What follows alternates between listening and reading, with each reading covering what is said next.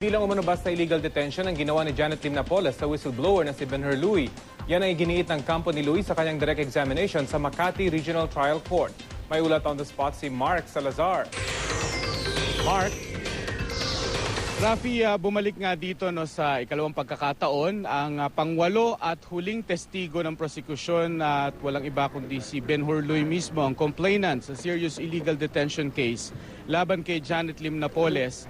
Para pagpatuloy yung kanyang direct examination na for a while ay pinigil pa ng mga abogado ni Janet Lim Napoles dahil nag-enter ng appearance si Attorney Bruce Rivera bilang bagong abogado ni Napoles kapalit ni Attorney Alfredo Villamor na ayon kay Attorney Rivera ay namatayan daw ng magulang kaya hindi may pagpapatuloy ang paghawak ng kaso ng serious illegal detention case dito sa Makati RTC Branch 150. Pero hindi na pinayagan pa ni Judge Alameda ang pangatlong postponement na ito ng direct examination kay Benhur Luis kaya ipinagpatuloy yung kanyang pagsasalaysay.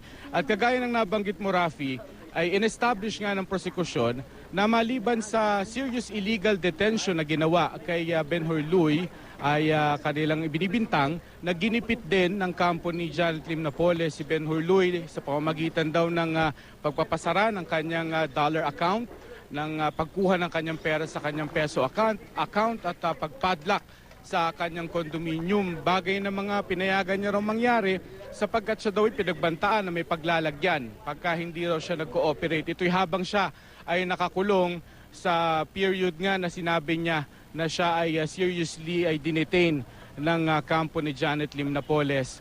Pagkatapos ito ay bahagya pang pinagalitan ng judge itong kampo, mga abogado ni Janet Lim Napoles dahil nga palang hindi malinaw kung sino ba talagang tatayong abogado ni Napoles dito sa kasong ito.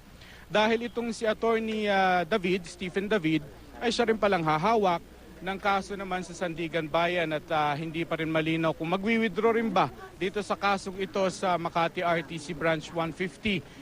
Bagay na ikinainis ng judge at sinabi na dapat by July 1 and 8 ay malinaw na ang lahat at hanggang sa petsang yun lamang sila binagbibigyan makapaghanda para naman ipagpatuloy ang kanilang cross-examination kay Benhur Luis.